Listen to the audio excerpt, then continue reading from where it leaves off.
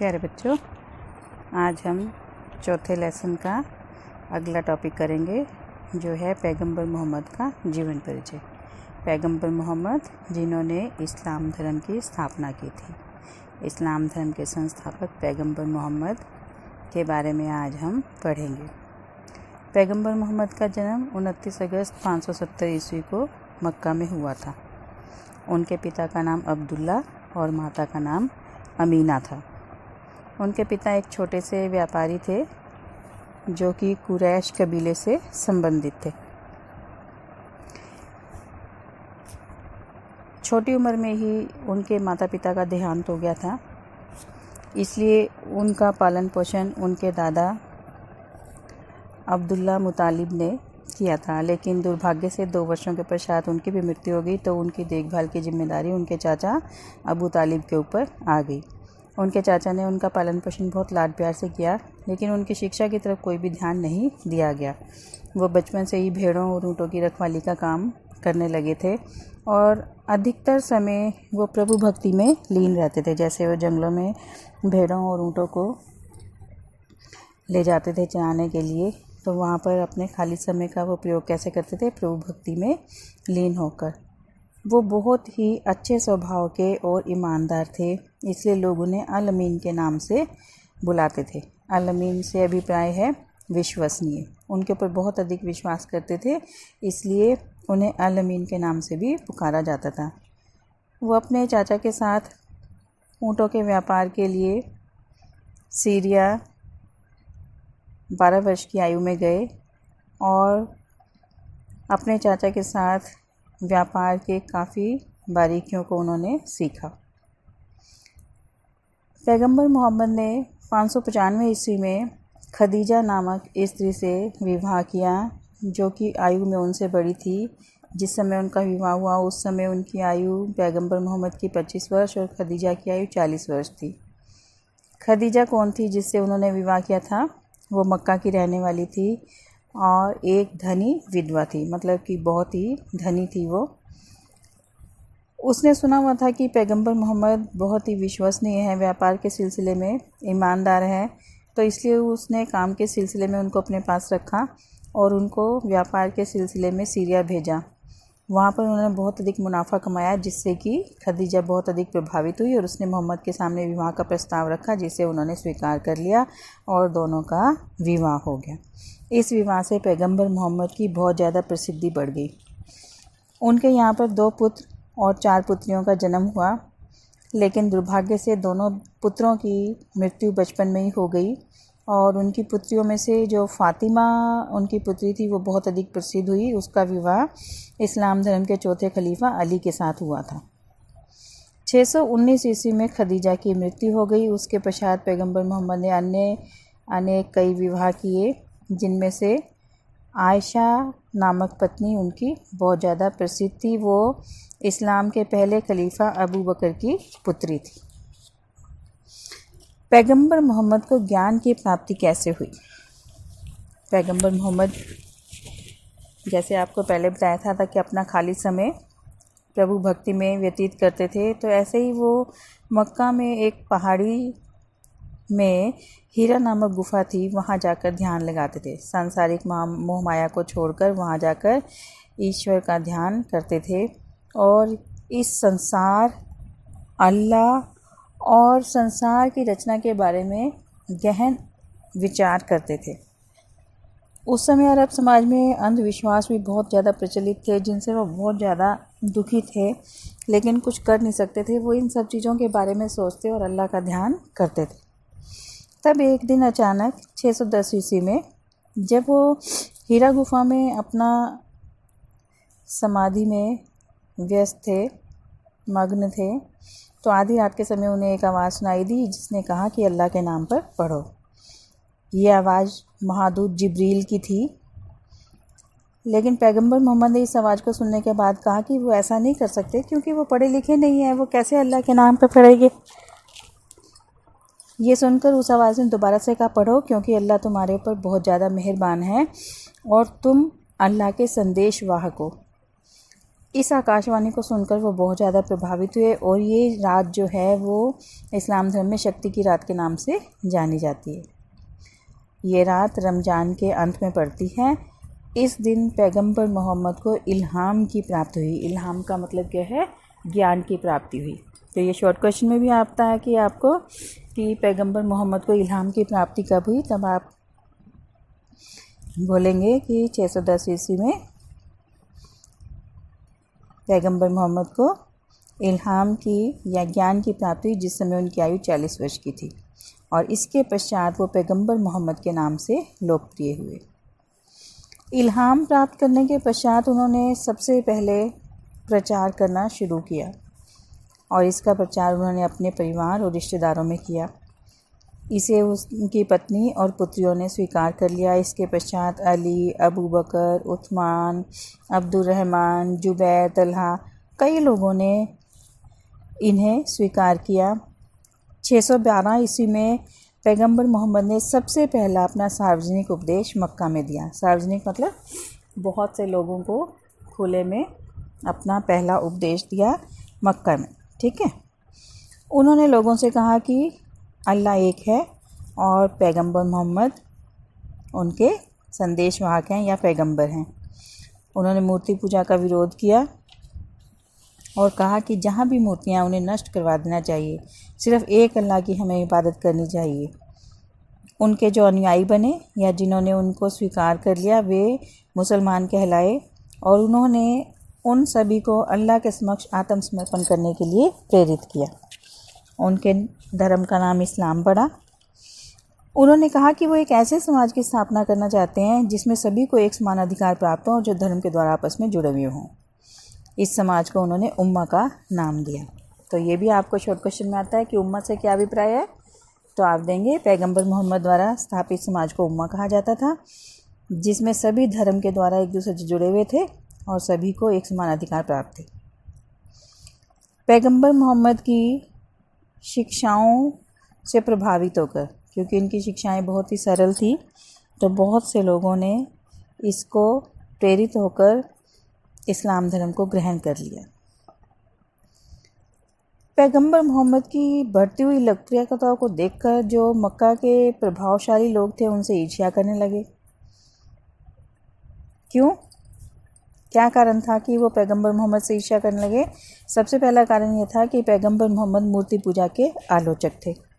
और आपको पहले भी मैंने बताया था कि काबा में उस समय 360 देवी देवताओं की मूर्तियां थी जिनकी वो लोग उपासना करते थे, और बहुत से लोग यहाँ पर प्रतिवर्ष दर्शन करने के लिए मक्का आते थे और भारी भरकम यहाँ पर चढ़ावा चढ़ाते थे, जो कि यहाँ के पुजारी और कुरैश कबीले के लोगों की आय का एक साधन था। लेकिन जब पैगंबर मोहम्मद द्वारा मूर्ति पूजा की आलोचना की गई तो उनको लगने लगा कि अब यहाँ पर जो ये आय का स्रोत है वो समाप्त हो जाएगा, इसलिए वो पैगंबर मोहम्मद से ही घृणा करने लगे। दूसरा कारण क्या था कि पैगंबर मोहम्मद ने अरब समाज में जो प्रचलित अंधविश्वास थे उनको दूर करने का प्रयास किया। उन्होंने लोगों को समझाया कि इनमें विश्वास नहीं करना चाहिए। तो इससे क्या हुआ, जो रूढ़िवादी लोग थे वो इसको पसंद नहीं करते थे क्योंकि इसमें उनके स्वार्थी हित थे।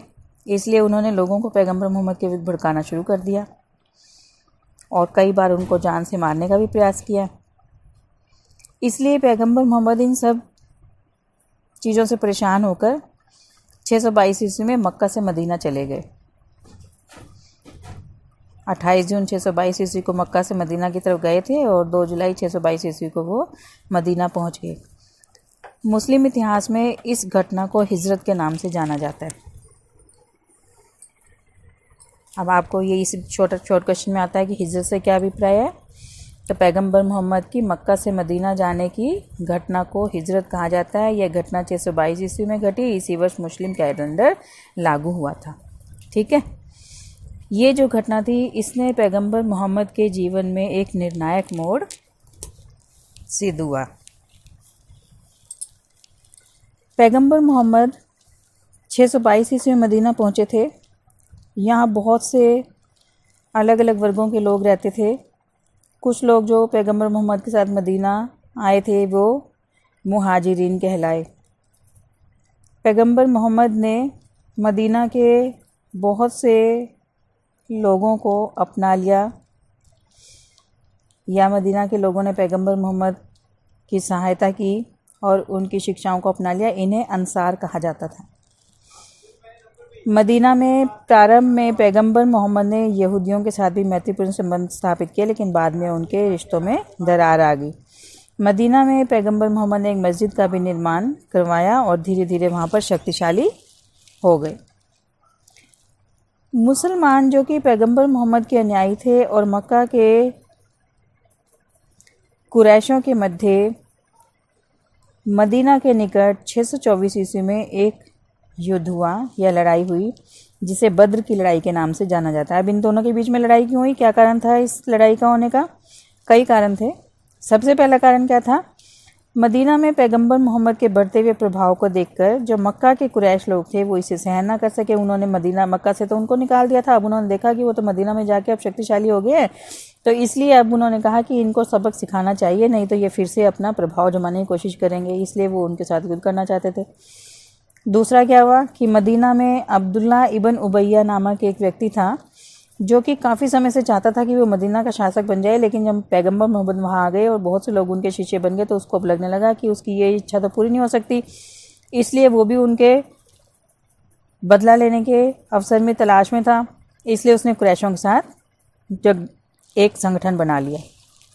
और तीसरा कारण क्या था? कुरैशों ने मदीना की सीमा पर लूटमार करनी आरंभ कर दी थी, तो अब पैगंबर मोहम्मद इसे सहन नहीं कर सकते थे, इसलिए उन्होंने कुरैशों के विरुद्ध युद्ध की घोषणा कर दी। इसलिए दोनों के बीच में बद्र नामक स्थान पर लड़ाई हुई।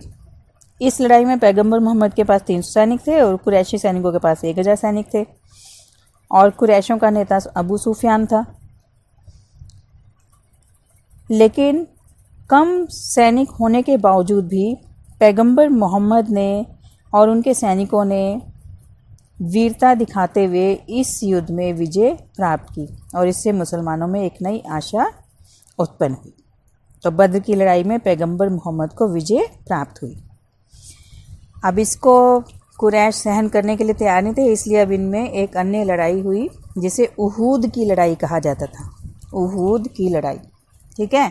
अब इस लड़ाई के क्या कारण थे कि कुरैश अपनी पराजय का बदला लेना चाहते थे, इसलिए वो अबू सुफियान ने 3000 सैनिक एकत्रित किए और मदीना की ओर चल पड़ा।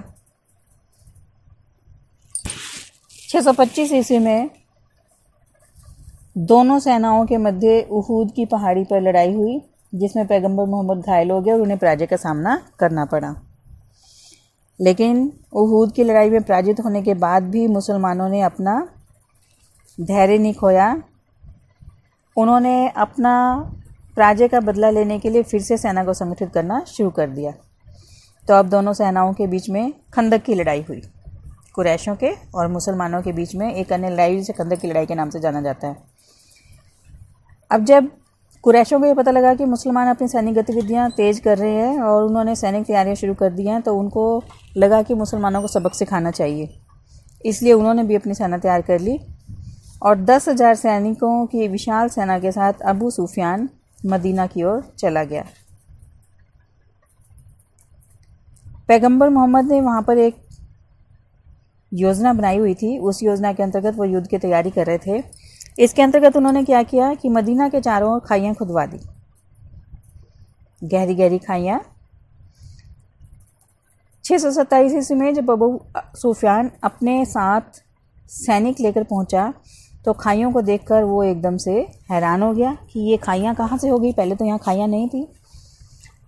जैसे ही वो उस समय परेशान हो रहे थे तो उस समय मुसलमानों ने अवसर देख के उनके ऊपर आक्रमण कर दिया और खाइयों के कारण इस लड़ाई को खंदक की लड़ाई के नाम से जाना जाता है।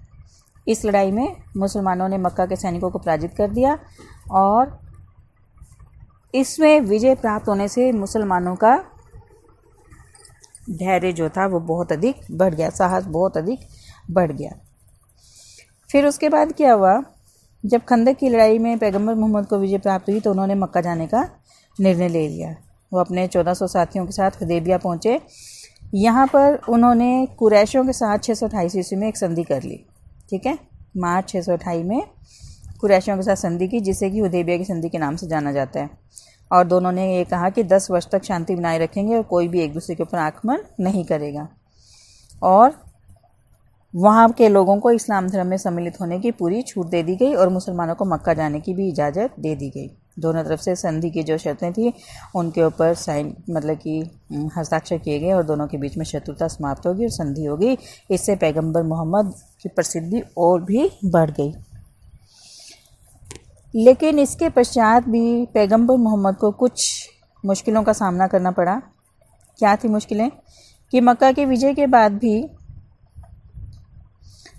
हुदैबिया की संधि हो जाने के पश्चात भी कुरैशों ने मुसलमानों को मक्का की यात्रा करने की अनुमति नहीं दी, मतलब उनको तंग करना शुरू कर दिया। जबकि संधि में कहा गया था कि मुसलमानों को मक्का की यात्रा करने की अनुमति दी जाएगी, लेकिन अब उन्होंने उनको यात्रा करने की अनुमति नहीं दी। इसलिए पैगंबर मोहम्मद ने अब उनसे फिर से युद्ध करने का निर्णय किया कि जब तक युद्ध नहीं होगा तब तक ये काम जो है वो नहीं होगा। इसलिए उन्होंने जनवरी 630 ईस्वी में 10,000 सैनिकों के साथ मक्का के ऊपर आक्रमण कर दिया।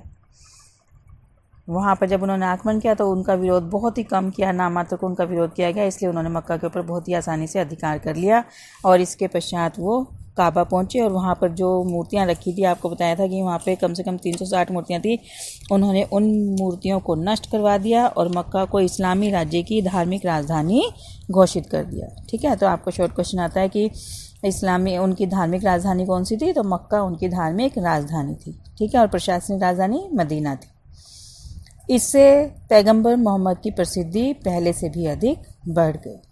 ठीक है, लेकिन इतना समय उनका युद्धों में व्यतीत हो गया। उसके पश्चात 8 जून 632 ईस्वी को मदीना में पैगंबर मोहम्मद की मृत्यु हो गई। उन्हें कुछ दिनों से बुखार था, बुखार से ही उनकी मृत्यु हो गई। उनको उनकी पत्नी आयशा की झोंपड़ी में दफनाया गया। लेकिन अपनी मृत्यु से पहले पैगंबर मोहम्मद ने बहुत ही महत्वपूर्ण कार्य किया कि जो इस्लामी कबीले थे उन सभी में एकता स्थापित की और जो अरब समाज था उसको एक नई दिशा देने का प्रयास किया। और इस्लाम धर्म की स्थापना के कारण इतिहास में उनका नाम सदैव के लिए अमर हो गया। ये उनका बहुत बड़ा योगदान था कि एक छोटे से गरीब घर से संबंध रखते हुए भी उन्होंने ज्ञान प्राप्त किया और एक विश्व के महान धर्म की स्थापना की और बहुत से लोगों को अपना शिष्य बनाया, अपना अनुयायी बनाया और उनको सही मार्ग दिखाने का प्रयास किया। धन्यवाद।